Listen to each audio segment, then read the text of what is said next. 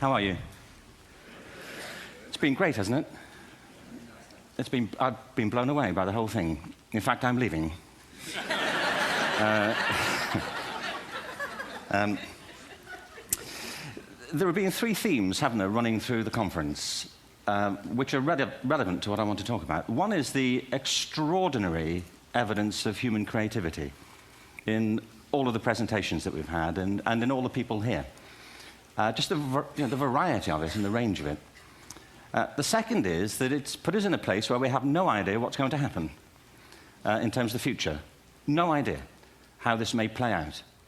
I have an interest in education. Actually, what I find is everybody has an interest in education. Don't you? I find this very interesting. If you're at a dinner party and you say you work in education, actually, you're not often at dinner parties, frankly, if you work in education, you're not asked, and you're never asked back, curiously. That's the thing that strikes me. But if you are, and you say to somebody, they say, what do you do? And you say, you work in education, you can see the blood run from their face. They think, oh my God, why me? It's my one night out all week. But if you ask people about their education, they pin you to the wall.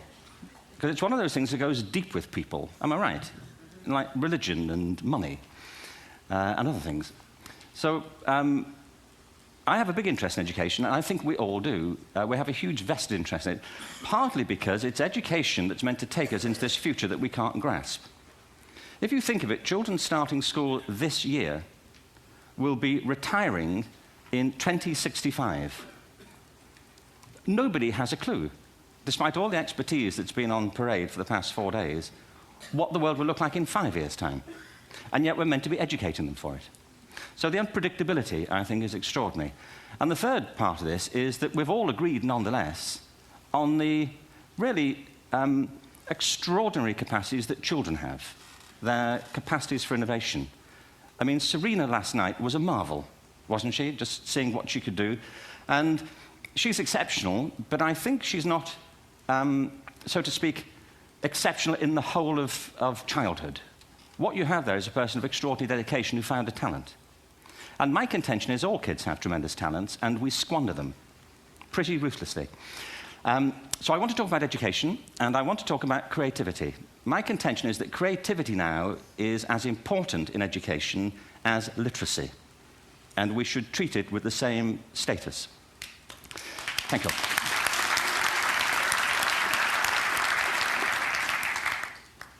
That was it, by the way. Thank you very much. So, 15 minutes left. Well, I was born... No,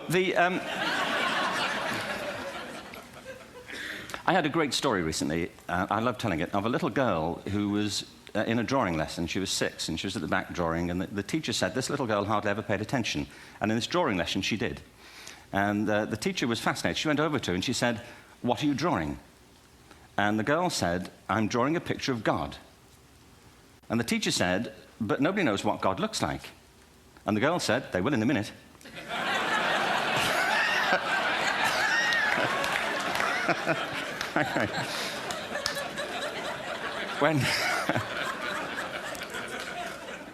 When my son was 4 in England, actually he was 4 everywhere, to be honest. I mean, if we're being strict about it, wherever he went, he was 4 that year. But he was in the Nativity play. Do you remember the story? No, it was big. It was a big story. Mel Gibson did the sequel. You may have seen it. I don't know. It was Nativity 2. But James got the part of Joseph, which we were thrilled about. We consider this to be one of the lead parts. We had the place crammed full of agents and T-shirts, James Robinson is Joseph. He didn't have to speak, but you know the bit where the 3 kings come in? They come in bearing gifts, and they bring gold, frankincense, and myrrh. This really happened. We're sitting there, and they, I think, just went out of sequence. Because we talked to the little boy afterwards and said, are you okay with that? And they said, yeah, why was that wrong? They just switched. I think that was it. Anyway, the 3 boys came in, little 4-year-olds with tea towels on their heads, and they put these boxes down. The first boy said, "I bring you gold." And the second boy said, "I bring you myrrh." And the third boy said, "Frank sent this."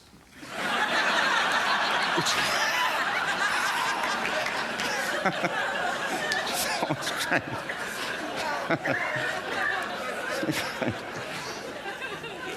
What these things have in common is that kids will take a chance. If they don't know, they'll have a go. Am I right? They're not frightened of being wrong.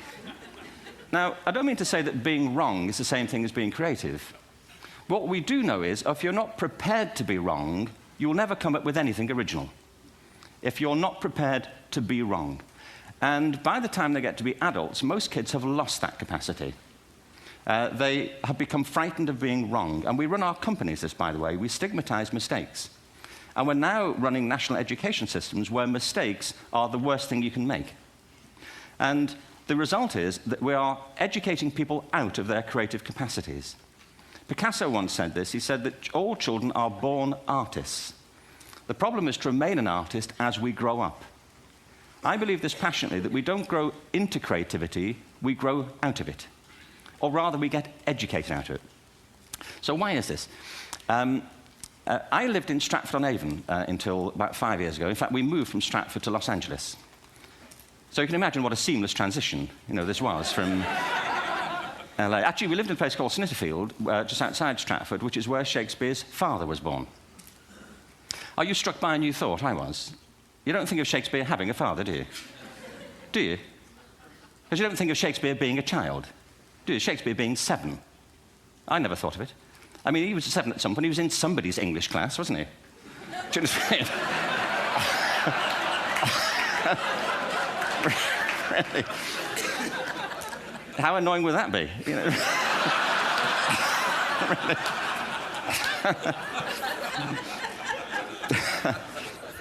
Must try harder.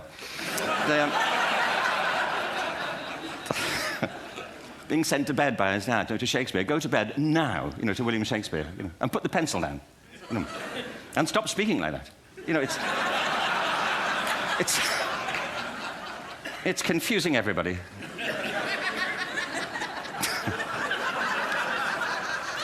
Anyway, we moved from Stratford to Los Angeles, and I just want to say a word about the transition. Actually, my son didn't want to come. I've got 2 kids. He's 21 now, and my daughter's 16. He didn't want to come to Los Angeles. He loved it, but he had a girlfriend in England. This was the love of his life, Sarah. He'd known her for a month. Mind you, they'd had their 4th anniversary, because it's a long time when you're 16. Anyway, he was really upset on the plane. He said, "I'll never find another girl like Sarah." And we were rather pleased about that, frankly, because she was...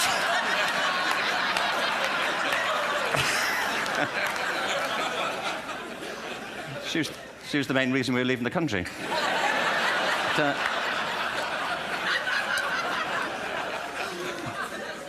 But something strikes you when you move to America and when you travel around the world. Every education system on Earth has the same hierarchy of subjects. Everyone, doesn't matter where you go. You think it would be otherwise, but it isn't. At the top are mathematics and languages, then the humanities, and at the bottom are the arts, everywhere on Earth.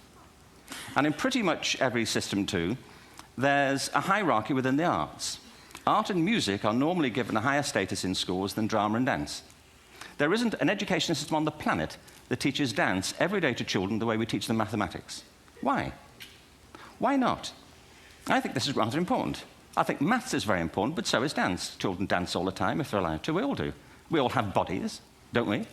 Did I miss a meeting? I mean, I think...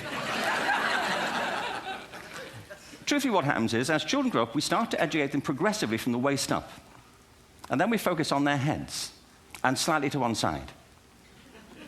If you were to visit education as an alien and say, what's it for, public education, I think you'd have to conclude, if you look at the output, who really succeeds by this? Who does everything they should? Who gets all the brownie points? Who are the winners? I think you'd have to conclude the whole purpose of public education throughout the world is to produce university professors. Isn't it?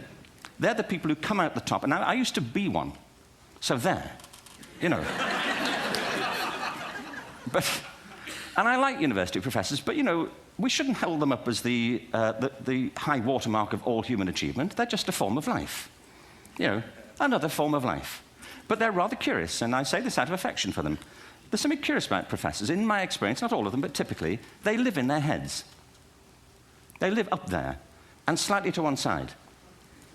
They're disembodied, in a kind of literal way. They look upon their body as a form of transport for their heads. It's... Don't they? It's a way of getting their head to meetings.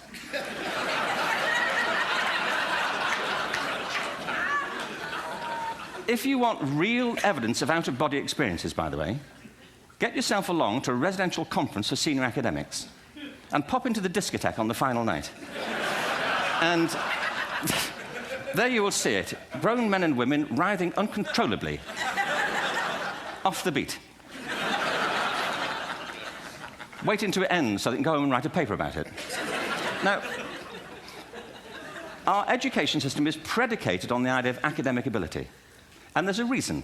The whole system was invented around the world. There were no public systems of education really before the 19th century. They all came into being to meet the needs of industrialism. So the hierarchy is rooted on two ideas. Number one, that the most useful subjects for work are at the top. So you were probably steered benignly away from things at school when you were a kid, things you liked, on the grounds you would never get a job doing that. Is that right? Don't do music, you're not going to be a musician. Don't do art, you won't be an artist. Benign advice, now profoundly mistaken. The whole world is engulfed in a revolution. And the second is academic ability, which has really come to dominate our view of intelligence because the universities designed the system in their image. If you think of it, the whole system of public education around the world is a protracted process of university entrance.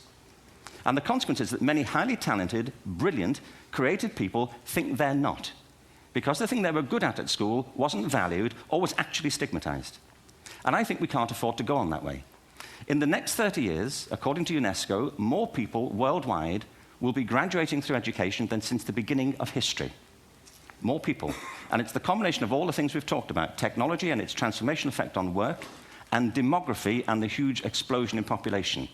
Suddenly, degrees aren't worth anything. Isn't that true?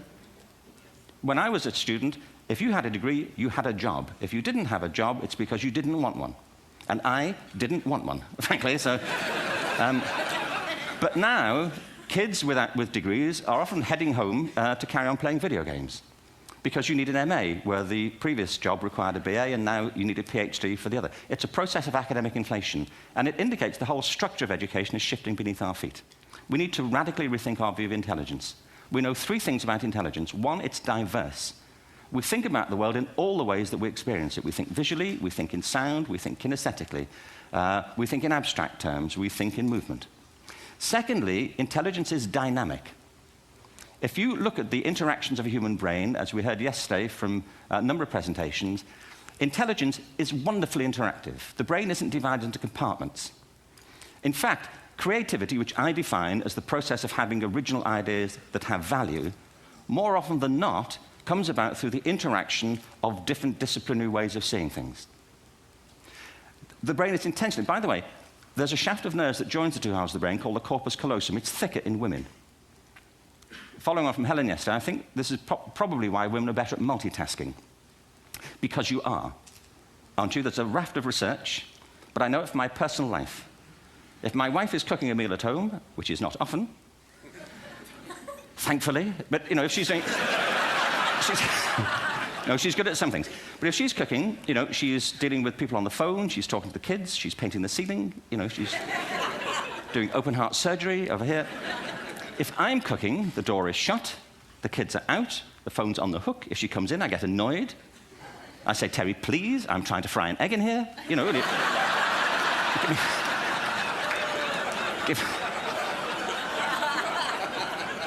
Give me a break. Actually, do you know that old philosophical thing? If a tree falls in a forest and nobody hears it, did it happen? Remember that old chestnut? I saw a great T-shirt, really, recently, which said, if a man speaks his mind in a forest and no woman hears him, is he still wrong?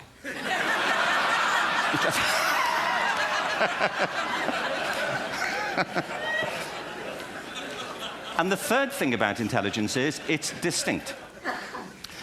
I'm doing a new book at the moment called Epiphany, which is based on a series of interviews with people about how they discovered their talent. I'm fascinated by how people got to be there. It's really prompted by a conversation I had with a wonderful woman who most people have never heard of. She's called Gillian Lynn. Have you heard of her? Some have. She's a choreographer, and everybody knows her work. She did Cats. and Phantom of the Opera. She's wonderful. I used to be on the board of the Royal Ballet in England, as you can see. And anyway, Jill and I had lunch one day. I said, how'd you get to be a dancer? And she said it was interesting. When she was at school, she was really hopeless. And the school in the 30s wrote to her parents and said, we think Gillian has a learning disorder. She couldn't concentrate, she was fidgeting. I think now they'd say she had ADHD. Wouldn't you? But this was the 1930s, and ADHD hadn't been invented, at this point, so it wasn't an available condition. people weren't aware they could have that. Anyway, she went to see this specialist. So this oak-panelled room, and she was there with her mother, and she was led and sat on this chair at the end, and she sat on her hands for 20 minutes while this man talked to her mother about all the problems Gillian was having at school. And at the end of it, because she was disturbing people, her homework was always late and so on, little kid of 8, in the end, the doctor went and sat next to Gillian and said, Gillian, I've listened to all these things that your mother's told me. I need to speak to her privately. So he said, wait here, we'll be back. We won't be very long. And they went and left her. But as they went out the room, he turned on the radio that was sitting on his desk. And when they got out the room, he said to her mother, just stand and watch her. And the minute they left the room, she said she was on her feet, moving to the music. And they watched for a few minutes, and he turned to her mother, and he said, Mrs. Lynn, Gillian isn't sick. She's a dancer. Take her to a dance school. I said, what happened? He said, she did. I can't tell you how wonderful it was. We walked in this room, and it was full of people like me. People who couldn't sit still. People who had to move to think. Who had to move to think. They did ballet, they did tap, they did jazz, they did modern, they did contemporary. She was eventually auditioned for the Royal Ballet School. She became a soloist. She had a wonderful career at the Royal Ballet. She eventually graduated from the Royal Ballet School, found her own company, the Gillian Dance Company, met Andrew Lloyd Webber. She's been responsible for some of the most successful musical theatre productions in history. She's given pleasure to millions, and she's a multi-millionaire. Somebody else might have put her on medication and told her to calm down. Now, I think...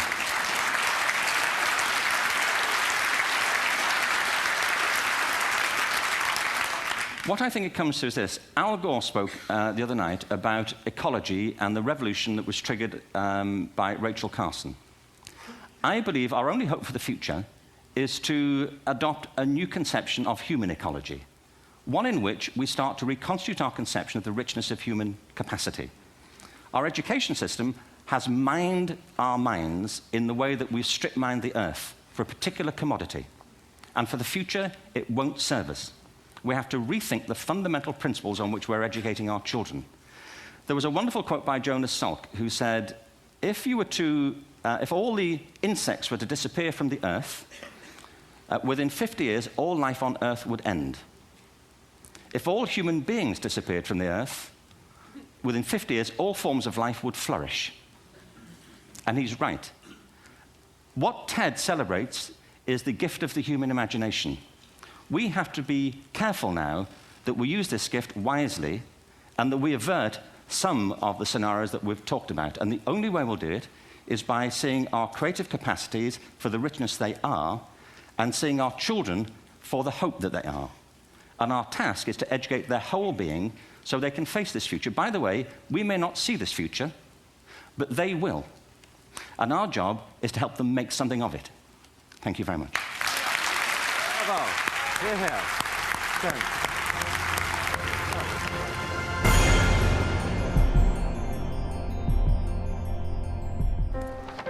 What if great ideas weren't cherished? What if they carried no importance?